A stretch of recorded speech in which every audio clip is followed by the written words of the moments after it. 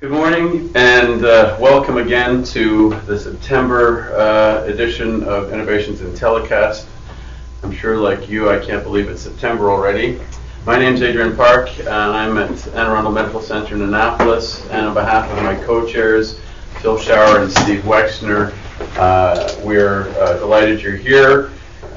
We have a wonderful program that we're about to commence, but I want to just do a brief roll call as we usually do, and once again remind you of the numbers and the email at the bottom of your screen that will allow you to call in with questions or comments. And as we always say as well, this conference is always the richer for those comments and questions. So joining us already this morning is Anne Arundel Medical Center, Cleveland Clinic, Maine, Cleveland Clinic, Weston, Dalhousie University in Nova Scotia, Duke University, Florida Hospital, Geisinger Clinic, Indiana University Health North, Johns Hopkins, obviously the Minnesota Institute of MIS, Mount Sinai Hospital in New York, Mount Sinai Beth Israel, New York University Winthrop Hospital, and Stony Brook University. So looking forward to good participation.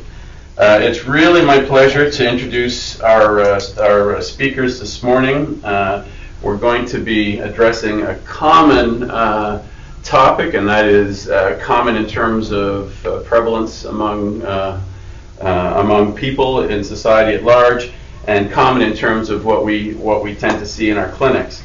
And that is gastroesophageal reflux disease. And we want to talk about innovations that are working and not working, perhaps.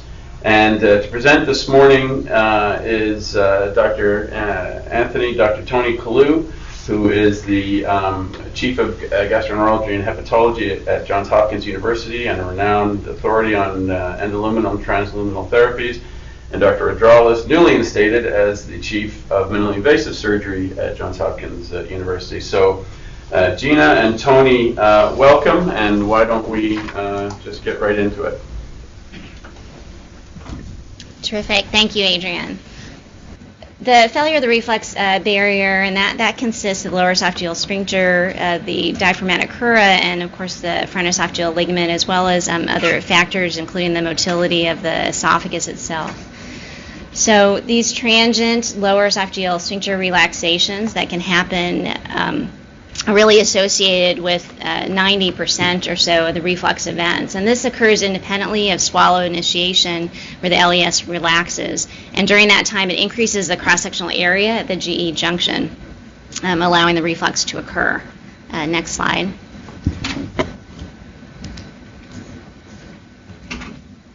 Now it's showing on there. Okay. So, we look at the high-resolution esophageal manometry that's now available to us. The type 3 morphology for the EG junction, where there's a greater than 3 centimeter distance between the LES and the crural diaphragm, appears to be correlated with reflux severity. So this reflects a reduced basal pressure of the lower esophageal sphincter and inspiratory augmentation.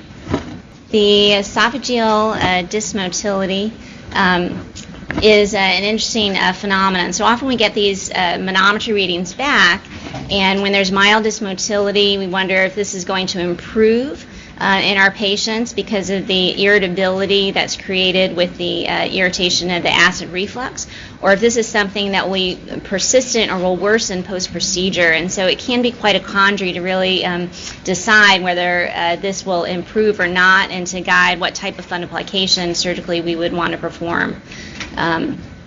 With the Nissen, it's thought this creates some partial obstruction at the G junction, and with that can increase peristalsis, and so that's why even with dysmotility found preoperatively that might improve, but in others it can worsen. There is also a role of gastric emptying, so that delayed emptying may increase reflux episodes. But the corollary isn't true. Accelerated emptying does not decrease these episodes. And so we also wonder, is there some role for gastric electrophysiology that's not widely available, although some payers do pay for that. And should all of these patients be tested? And if so, which ones?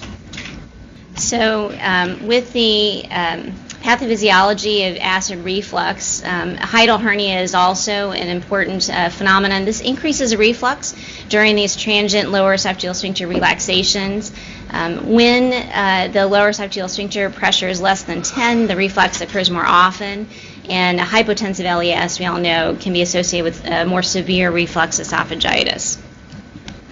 So in summary with the next slide, just with a brief review of the pathophysiology, there's multiple factors that can play a role, and that includes some upstream factors that can affect the swallowing mechanism motility in the esophagus, such as impaired swallow initiation. There can be impaired clearance with hypomotility of the esophagus and decreased contractility, as well as some dysfunction at the EG junction. We talked about the transient relaxations and the pressure at the lower esophageal sphincter. And then there's some structural mechanisms with the hiatal hernia.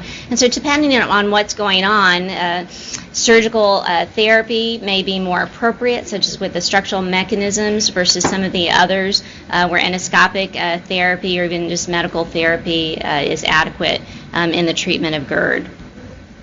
So we'll move on now to Dr. Kalloo, who will be talking about key considerations in managing the GERD. If you'll go to the next slide, please.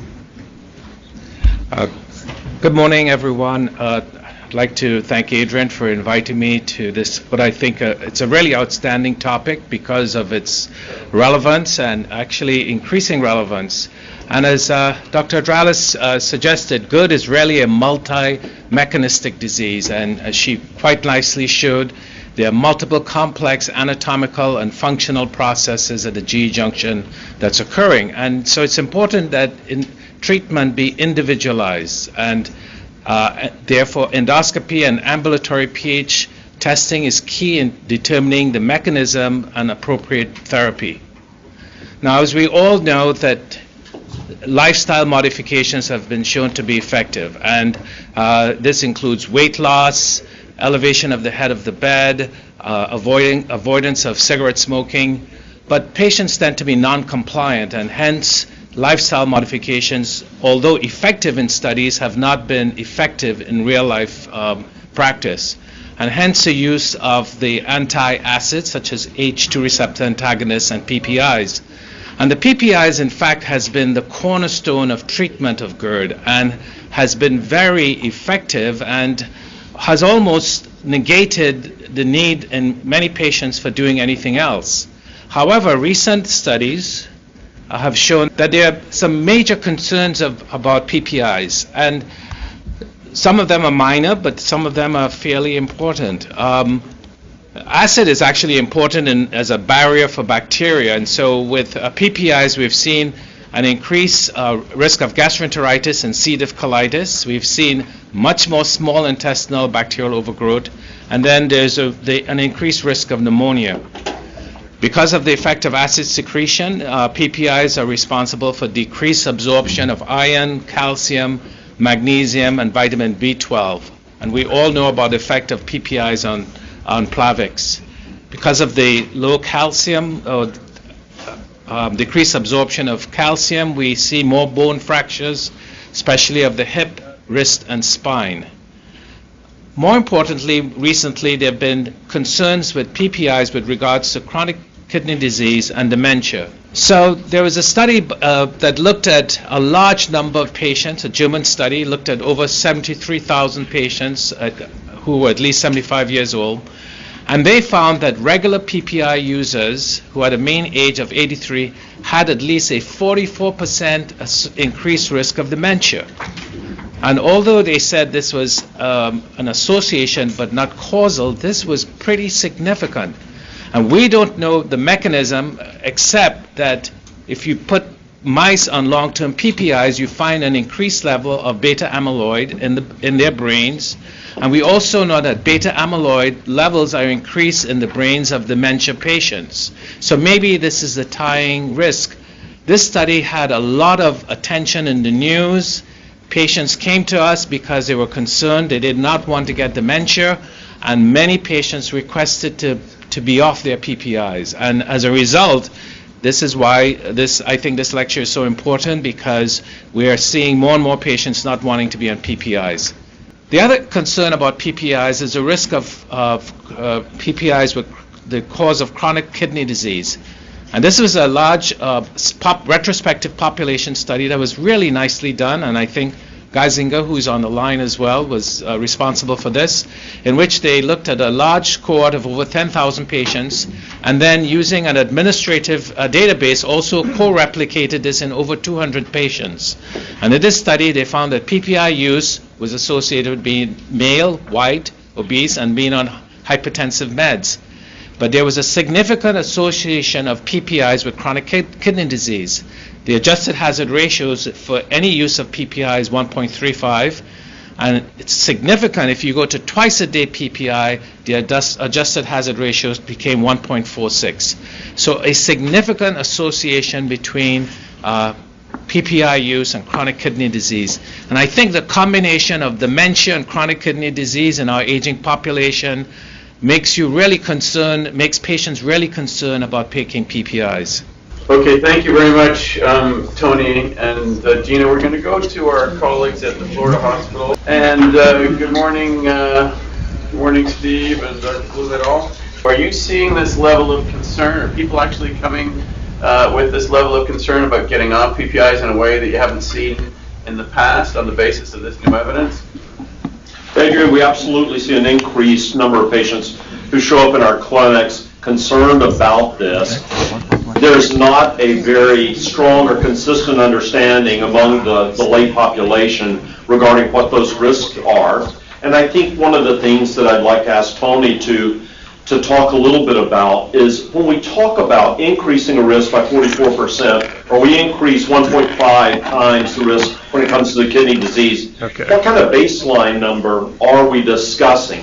Because most of the patients who come in, they simply say, I hear I have a greater risk of dementia or a greater risk of kidney disease. But they don't know if that's something that's taking them from a 1% to a 1.5%, or if that means that they're going from a 25% risk up to a 30 or 40% risk. So where that baseline number is without PPI, when we start talking about multiples. But yes, we do see more and more patients coming to us asking about these concerns and wanting to get off of PPIs. So a surprisingly good question from Dr. Eubanks. Tony. I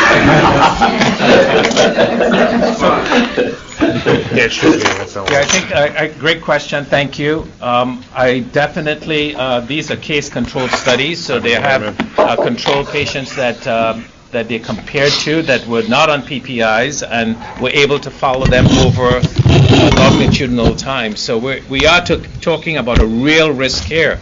And for a patient coming in that has heard about these stories, my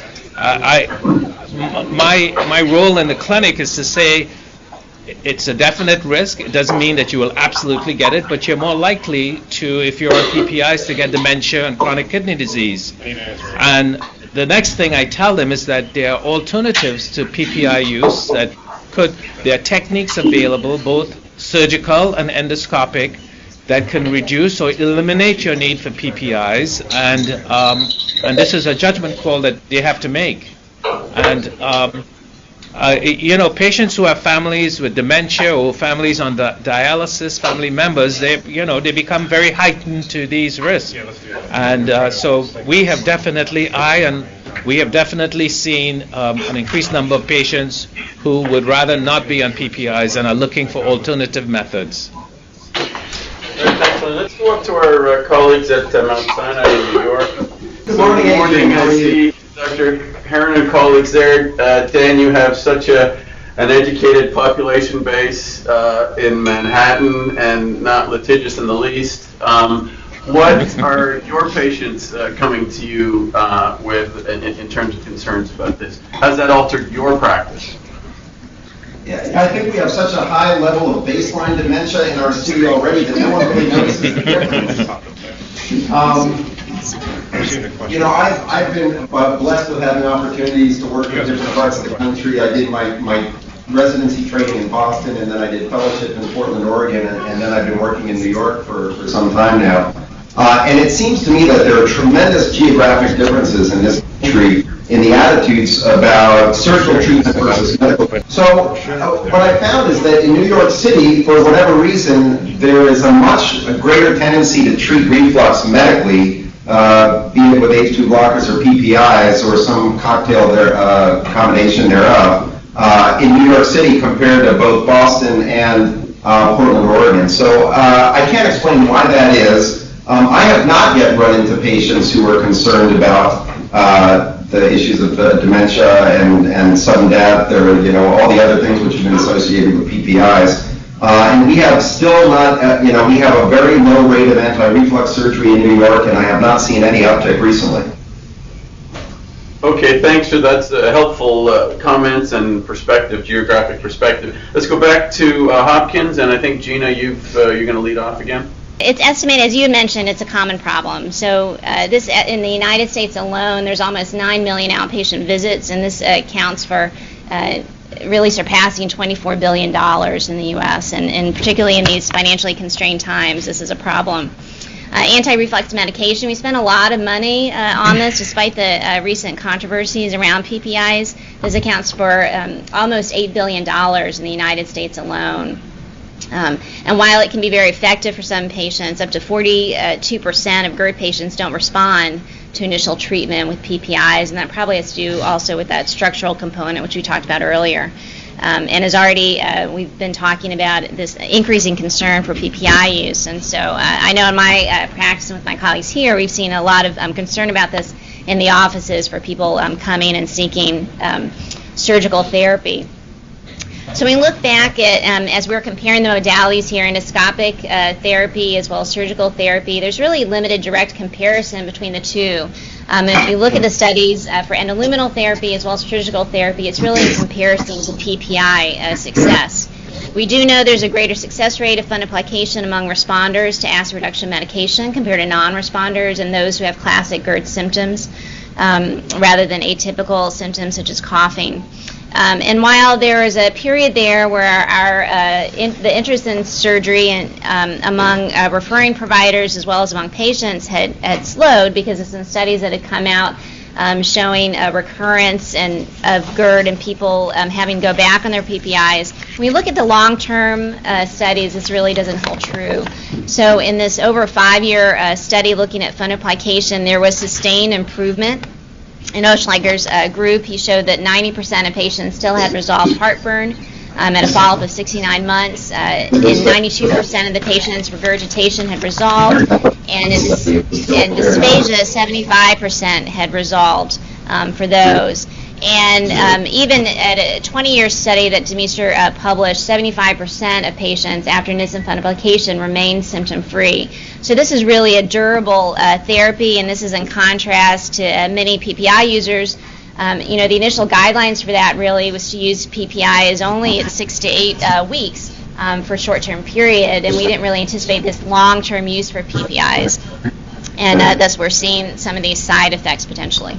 So there are some different confounders that can be present in patients that might affect symptom presence after surgery, and this can be challenging for patients who continue to complain of some symptoms, but might not necessarily actually have acid refluxing, but have some hypersensitivity and esophageal spasm. And so it can pose a challenge to surgeons, gastroenterologists on how to deal with these patients. Eosinophilic esophagitis, although much less common, can play a role here. And we all know there's some psychologic factors also that folks who have some depression, anxiety, this can be linked to some dysmotility and hypersensitivity. And as our obesity epidemic continues on the rise, we have to give special consideration for this group of patients. And historically, I, among other surgeons, have really favored gastric bypass for this, for patients who present with acid reflux and who have obesity. And this is really for good acid control as well as the health benefit of bariatric surgery. Although there's some recent short-term data that was just recently published from Ohio State in surgery of this year that showed that symptom control as well as the quality of life GERD scores were improved, not just in the normal BMI patients, but also in class 1 obesity and surprisingly in class 2 obesity. which is significant. And so it raises some decision-making challenges as more and more patients have obesity, present with symptomatic GERD. And then on the bariatric side, in our bariatric practices across the nation, we're seeing that more and more patients actually want the sleeve gastrectomy, not the bypass, which historically we know the bypass would be better than the sleeve for GERD, and there could be worsening of GERD symptoms with the sleeve gastrectomy. And we're still waiting for more longer-term results on GERD associated with the sleeve gastrectomy and how to deal with these patients. So as we go through later, that'll be something we can discuss. So I'll turn it back over to Dr. Kalloo. So next I would like to talk about the current FDA-approved flexible endoscopic GERD therapies. And in general, the idea is that you should be performing these flexible endoscopic therapies only on patients who have responded to medical therapy. So if your patient has not responded to a PPI in terms of your symptoms, then they're likely not going to respond to flexible endoscopic therapy. And so that's one key thing to note. Also that patients who have these flexible endoscopic therapies should have a small hiatal hernia, should not be obese, and should not have Barrett's esophagus. So the therapies that are FDA approved include Stretta, which I'll talk about, Transoral Incisionless Fundoplication with Esophyx, and I'll talk about that, and then the Muse procedure. So the principles of the endoscopic therapies are on this particular slide, and one of the first attempts at an endoscopic therapy has been the use of an intramural bulking agent injected at the lower esophageal sphincter to increase LES tone. And there was mishaps with this, and as a result of untoward events, including death, this therapy, which was Enterex, was removed from the market. I do believe now with the advent of submucosal endoscopy, we can place Enterex or other bulking agents more safely into the LES, and I think you may see a resurgence of this technique. Stretta works by delivering thermal energy to the LES. It's using radio frequency, and I will describe that technique. And then the one that I'm most excited about is the use of endoscopic fundoplication. The first iteration of that was NDO, which was off the market because of complications. But the two that are currently FDA approved include Esophyx, Z, and Muse, and I will discuss those in more detail. Now, the Stretta procedure, it involves the delivery of radiofrequency energy into the LES. And by creating this thermal damage, it reduces the transient LES relaxation that Dr. Adrales demonstrated so important in preventing reflux. It decreases compliance and therefore increases stiffness of the GE junction. And interestingly, because you may be burning some of these nerves so that you decrease the esophageal acid sensitivity and patients feel less pain. And that's an important consideration, I think, in patients who have pain as an important aspect of their gastroesophageal reflux. And there's a small study to suggest it may improve gastroparesis, but this is not quite clear. This is just an animated video that shows the technique of doing the Stretta. So the first step is to do an endoscopy and identify where the G junction is and Z line, and then leave a wire in, and then you pass the Stretta device, which is a balloon that's inflated and then delivers the radiofrequency energy into the submucosa, and it's performed starting about 1 centimeter above the G junction and then incrementally every half a centimeters until you get into the cardia. You're administering these bursts of energy. And the temperature that's in the tissue goes up to about 85 degrees centigrade. So we're talking about really a significant delivery of thermal energy into the LES. This is probably an example of an ideal, probably the best case you'll see, where you can see the G junction from above and in the retroflex view before and after treatment, and showing really as a result of the fibrosis, there is a significant narrowing of the GE junction. So what are the results of Stretta? There was a recent meta-analysis that was done looking at over 2,000 patients in 28 studies, 4 randomized controlled trials. The major problem with this meta-analysis that was done by FAST is that there was a lack of contemporary control groups in most studies. But in general, you get symptom relief in the studies from anywhere from 55 to 83% in 12 to 33 months. Definitely, you see an equality, an improvement in the heartburn score and health-related quality of life scores, and that's very impressive, with 72% at 10 years. 49% of patients are off PPI at 10 years, but that's just about half. So, another half is still on PPIs. And whether you reduce the acid exposure in the esophagus, their results have been mixed. People feel better because maybe the neural damage is what's maybe the primary result of that, but there is still some acid exposure in at least half the patients. And in his meta-analysis by FAST, as you can see, if you look at change in acid exposure time, it does favor the treatment with Stretta. So in summary, with Stretta, you don't really see this major significant increase in LES pressure as with a surgical fundoplication or a TIF procedure. There are adverse events. Transiently, you get epigastric pain in most patients after the procedure, but that's transient. And some patients will have chest pain and odynophagia. But it's a very safe procedure. In over 2,000 patients, you have 4 esophageal perforations, and there were 2 deaths related to aspiration pneumonia. In one study of 118 patients, which was a prospective study, there was a 9% complication rate, none requiring therapy. Next, I'd like to move on to TIF, which I think is really the way to go for endoscopic approaches to GERD. And with TIF, which again the acronym is for Transoral Incisionless Fundoplication, the first iteration was Esophyx, was FDA approved. And what we're doing is reconstructing the LES via full thickness plication and ligation to create a 2 to 3 centimeter long, 270-degree anterior wrap under complete endoscopic guidance. Again, this is done under direct endoscopic control. The device is, somewhat bulky, and as you can see, there is you actually put a screw into the G junction and you pull it down. And this you can reduce small hernias with this technique. If you have a hiatal hernia less than 2 to 3 centimeters, it can be reduced. And then there is the application of these tags, these H-shaped tags that will hold this in place.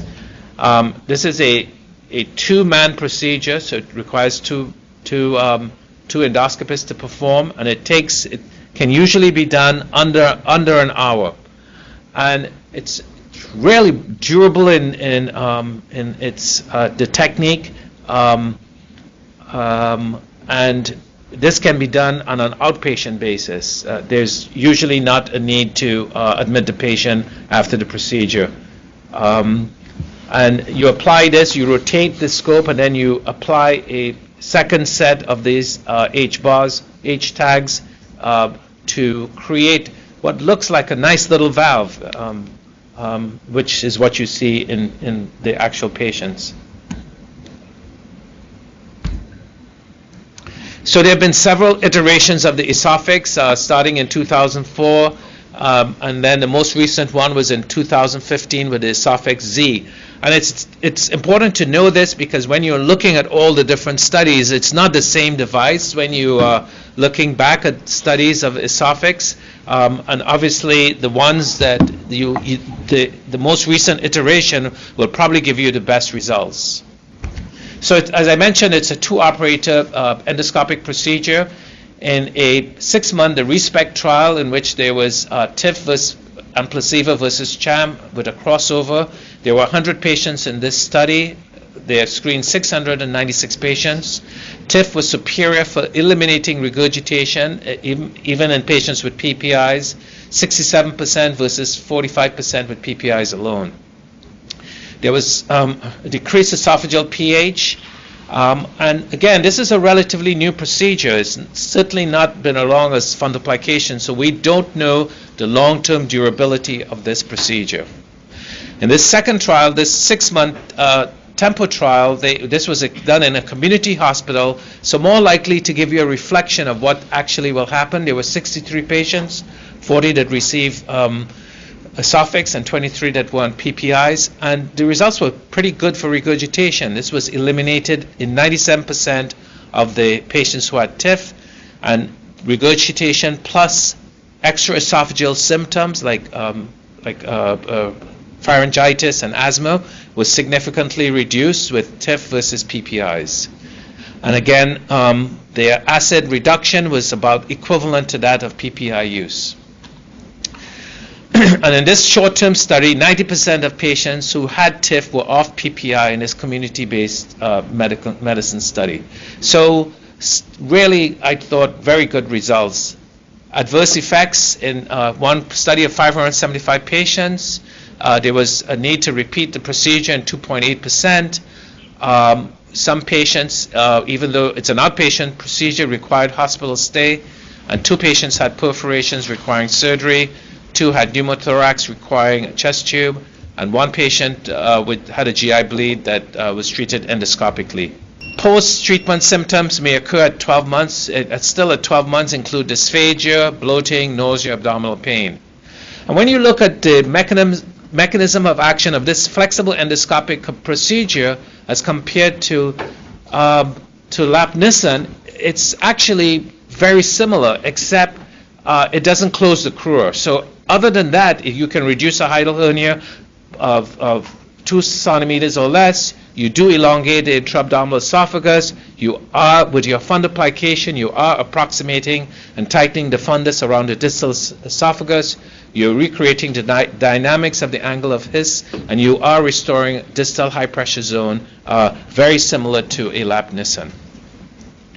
The last FDA-approved flexible endoscopic device that I will talk about is the one that's most recently been FDA-approved from Medigas. It's called MUSE, which is an acronym for Medigas Ultrasonic Surgical Endostapler Procedure. And this is a procedure that creates an endoscopic flap valve reconstruction using titanium surgical staples. So you fire these staples. There are 5 staples that are deployed per firing, and they would typically you use 3 firings per patient. If you could run the video, please.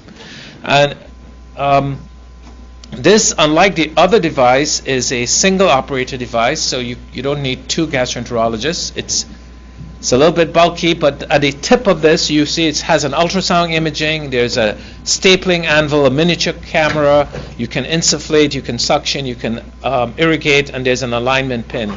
And simply, you pass this device, which you don't need a second scope because it does have imaging capability.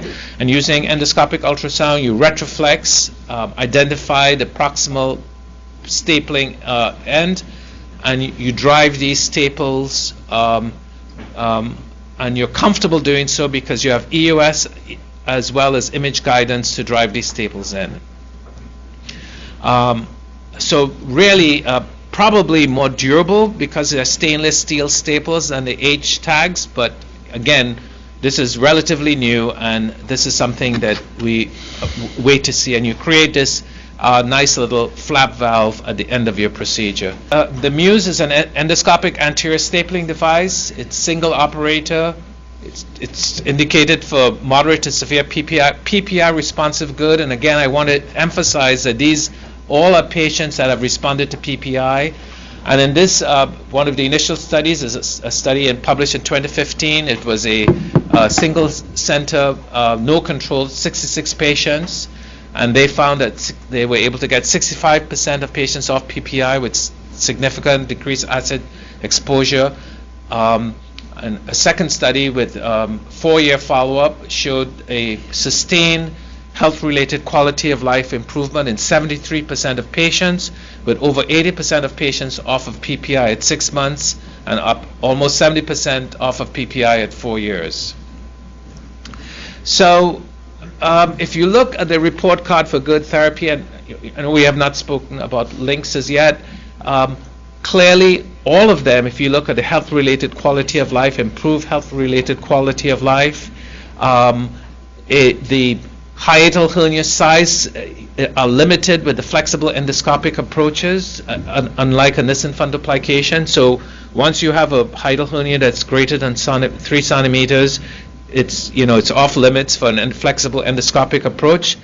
And the durability has only been demonstrated thus far with Nissen fundoplication and with Stretta procedures. So flexible endoscopic therapy for GERD, are we there yet? And I think we almost are. I mean, in the last 5 years, we've seen these significant advances. Please note that long-term follow-up data is lacking. And I believe that the key for successful endoscopic approach is to follow the surgical principles of anatomically altering the GE junction. Actually, Tony, I think I'll take it here, and we'll let's head up to Cleveland Clinic, Maine. I believe Dr. Ponsky's there, so a renowned authority in transluminal and endoluminal therapies and surgical approaches as well. Morning, Jeff and colleagues. Would love to get your perspective on this, Jeff. You've been involved in the development of so many of these technologies and techniques. Do you agree with what Tony's presented? Any comments or other points? Well, it's a pleasure to be part of this. And Tony, hello, and thank you for the presentation. Yeah, I've been involved in these for a long time. I think when we're treating GERD, whether surgically or endoscopically or medically, the most important thing we can do is be honest. And that really means telling the truth about our results and what they mean. Stu Speckler looked at the results of Nissen fundoplication after 10 years and said that 60% of the patients were taking some PPIs. That meant that they had breakthrough. It's like a facelift. It stretches with time. And so it's not unexpected that patients will take some PPIs after a period of time because of recurrence of symptoms. So if you look at these procedures, I like Stretta because the most dangerous thing that's going to happen during a Stretta is that the endoscopist will fall asleep because it's very boring to perform. But it's a very nice procedure, and I think that it has some value. The biggest problem I've had with Stretta is I can't do it because the insurance companies won't pay for it. And let's just be honest. I can't get it done because the insurance companies will not pay for Stretta. And so I think it will help some patients, not everybody. A certain percentage will get better, but I can't get it reimbursed, and so we're working very hard with each patient to try to get approval for Stretta, and now we're certainly in the study in patients who have sleeves and reflux, because God knows that's about all we can do for those patients, except convert them to a Roux-Y. So that's Stretta. The next thing, and by the way, Stretta has really never gotten the post-op pH to be in the normal range. And so an objective test of success of these would be the post-op pH, and Stretta has not achieved that. So the other one, the Esophyx procedure, and I've actually been there when Kareem Trad, who's wonderful, has done these. It is not easy to do. You have to learn how to do it. It takes a lot of work to get that nipple valve inverted, to place those correctly. You have to get some, I think the learning curve is much higher than Stretta, but that procedure has been demonstrated to reduce postoperatively the pH, and so I think it has real value, that it will get better in the future, and that we should keep our eye on TIF, because TIF is really working, and I think it will be a procedure for the future. The Muse procedure, if you watch it, it doesn't create the nipple valve the same way that the Esophyx does. It does not invert the EG junction as much. What it creates is a recreation of the angle of His. That's the principle that it works on. And I think that we'll have to await long-term data. I think it might be easier to do than the TIF, but we'll have to wait for long-term data. Again, I think that we have to really be honest about the data and always say to yourself, which one would I rather have? I think that today, the Nissen still stands as the gold standard. And I'm not sure that LINX has come up to that because of the potential for complications. As you know, Adrian, there have been erosions with the LINX, and although it seems very nice and standardized and easy, we have to wait and see. We've taken a number of them out here. So as we look at all the development, we're in a period of evolution, and I think that the endoscopic machines are going to get better and better, and will definitely have a place in the future. Thanks, Jeff. Some great comments. And before we go back to Tony and to respond, and then Gina to continue, I think these are some really important things to consider. Just anecdotally, I've seen a couple of TIFs that have gone wrong here, and again, I don't know what the denominator is for a few that I've seen, and endoplicators as well. And I guess the issue is, and Tony, I'll put this back to you. Will this be the domain really of skilled, committed, advanced endoscopists versus widely performed by kind of routine endoscopists out there? I think there is a level of difficulty and expertise required. So Tony, back to you, and then we'll just go straight on with Gina. I definitely appreciate Jeff's comments about Stretta.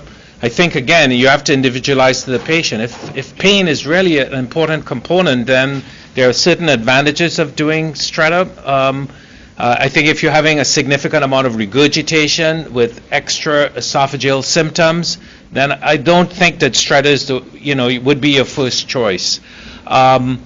And in terms of who should do these flexible endoscopic techniques, I think it will be, Stretta I think can be done by the average gastroenterologist, but the transoral incisionless fundoplication will take someone who's dedicated to endoscopic reflux. I think it has to be somebody who's focused on it. Does not necessarily have to be a therapeutic endoscopist, or a minimally invasive surgeon who has an interest in reflux. And so I see both sides, both groups doing these advanced endoscopic procedures.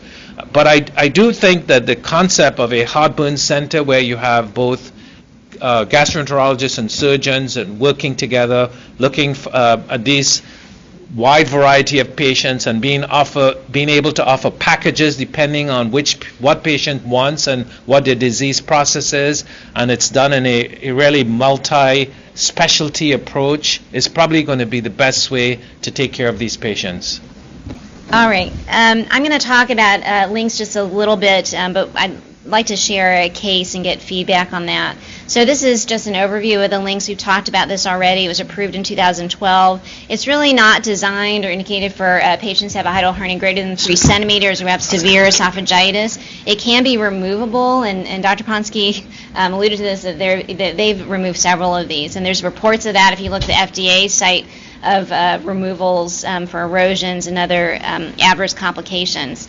The design for this is really that this is a dynamic barrier. It adds some yield resistance of 15 to 25 millimeters of mercury, so that it closes to reflux but then opens to swallowing, belching, and vomiting.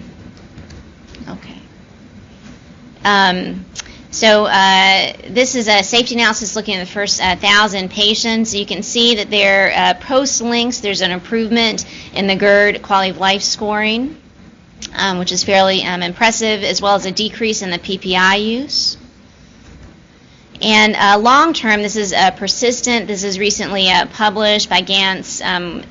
Originally, that was in New England Journal of Medicine, and then also recently reported in Gastroenterology, Hepatology. You can see up to 5 years, still good control for heartburn, regurgitation, and PPI dependence. Just as with the Nissen, though, you can see that there is an increase in the use of PPIs over time.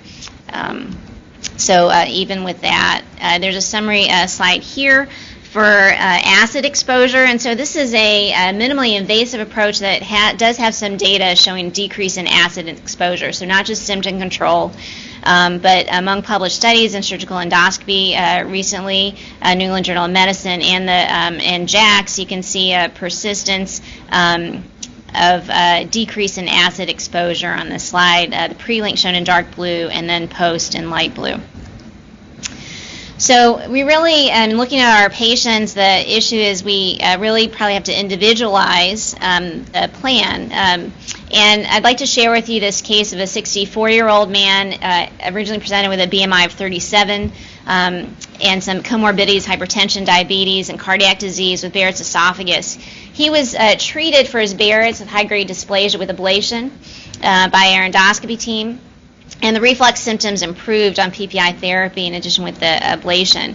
However, on his surveillance with upper endoscopy, he developed recurrent esophagitis. On that follow-up, there was no Barrett's. He was found to have a 2-centimeter hiatal hernia. And a pH study, catheter study that was done on med showed 4.6% acid exposure. He didn't have any symptoms on the PPI, and his Demeter score was 19. And his manometry showed a low LES baseline pressure, so we talked about the importance of that before with acid reflux. And this was interpreted as normal manometry, but he did have some small breaks and occasionally large breaks on that manometry, no spasm. So he was referred to us for a laparoscopic Nissen, and we did that and repair of his hiatal hernia, and a primary chloroplast mesh was used. And through this process, he had dropped some weight as well. So he was no longer BMI of 37, but closer to around 35, and was doing fine. On follow-up endoscopy, his Nissen was intact and no esophagitis. And here, the routine has been for these patients, particularly with a history of high-grade dysplasia and Barrett's, that they stay on their PPI. So to approach this as a dual therapy, and that's been the practice here at Hopkins for a while. The patient, though, himself was feeling fine. He was asymptomatic and wanted to stop the PPI, which is also thought among surgeons to be really the advantage of doing the Nissen, is to be able to stop these medications. So he stopped it, but then on follow-up EGD, he was found to have grade C esophagitis. There was no visible Barrett's, and the pathology showed some chronic inflammation, no Barrett's. And he had was restudied again, and his impedance study, pH study, there was physiologic acid exposure and reflux, but no symptoms. He had no hiatal hernia recurrence. His LES was now, which was hypotensive before, is now normotensive, and his deglutitive relaxation was impaired, and it is likely a reflection of his intact Nissen. And his primary peristalsis was 90% of the swallows. And so now we're stuck here and wondering how we should treat this patient who's asymptomatic but has a history of Barrett's with high-grade dysplasia, now with recurrent esophagitis, post-Nissen that's intact, and asymptomatic without meds, but no pathologic acid exposure on his pH. All right, that's a very interesting and challenging case. Gina, I'm going to go up to and give our colleagues up at Dalhousie a couple of minutes to put their thinking caps on as we go to them. But first, Dr. Ponsky had another question or comment. We'll go to Dr. Ponsky first, and then to Dalhousie. Yeah, so I just wanted to say another, it may pertain to your case, but maybe not. One of the, and this is anecdotal because I've had the experience, one of the good uses of Stretta is in patients who had Nissens and developed recurrent symptoms. And I've used it a number of times in these patients because we really had very little else to do, and they have gotten better with regard to their symptoms. And in this particular patient that you present, his Barrett's does not show up anymore. He's still got esophagitis. I don't know that the Stretta will improve the esophagitis. I would certainly keep him on his PPI. But I would do Stretta because I think the Stretta in this guy might give him a little extra benefit. Thank you, Jeff. All right, Tony, one other thing, Tony. In the era of intramural surgery, I want you to go into your laboratory because we can work on this. We have to learn to put in the LINX endoscopically. If we're working within the muscles of the esophagus, it constantly occurs to me that if we just go one layer deeper and we can encircle the esophagus with a LINX-like device, then we can provide LINX endoscopically. So get into your lab. I like that. All right, great idea. Let's head up to Halifax, Dalhousie. See what we've got there. What would you do with this patient that Gina has presented?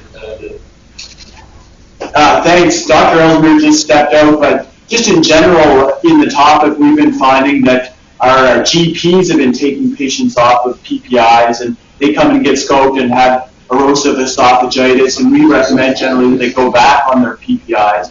And so in a patient that has known previous variants and erosive esophagitis, even with an intact fundoplication, probably the cost benefit we would suggest to go back on their PPI.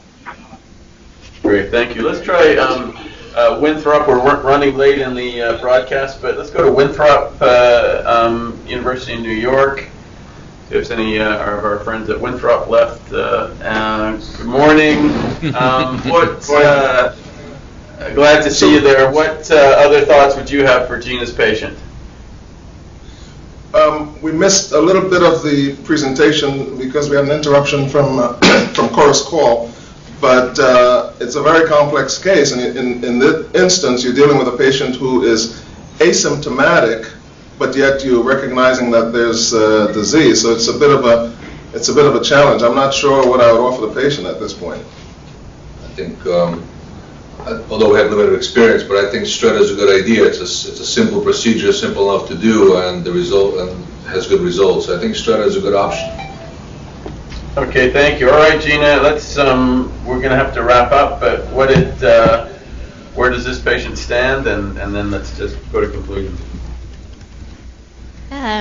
So right now we've actually considered the Stretta for that patient. The challenge is wondering, is this really a failure of our testing? Because he has esophagitis, but we're just not picking it up on the pH study. And, or is it still some mechanical component? It's not actually acid also that is causing the esophagitis. He doesn't have any eosinophils, doesn't have eosinophilic esophagitis, so that's another thing that we considered. So it's still an ongoing therapy for that patient. So I'll just wrap up by saying that, we now have a variety of procedures we can offer patients, from the endoscopic therapies that Dr. Kalloo presented, as well as LINX, which is less invasive for us, and then our gold standard surgically, the Nissen. And we also just briefly touched on the toupee, but not very much. But for folks who have dysmotility, that's also an effective option. So it's evolving, and just to point out, particularly with this case, that symptom recurrence doesn't equate with recurrent acid reflux and vice versa. So we have to think about these other confounders and how to deal with those, and this really warrants an individualized approach to GERD and special consideration of these other factors such as hypersensitivity and obesity that might affect long-term outcomes. Thank you. I think those are great comments to conclude on. This is really not a one-size-fits-all, and we have to get a lot more expert and sophisticated in tailoring therapies and understanding all these factors. So wonderful final comments. And I want to thank both Gina Adrales and Tony Kalloo for a very stimulating presentation. Apologies for the technical issues. It's always way more difficult for the presenters when we have that. I want to thank all our participating sites and all who contributed comments this morning.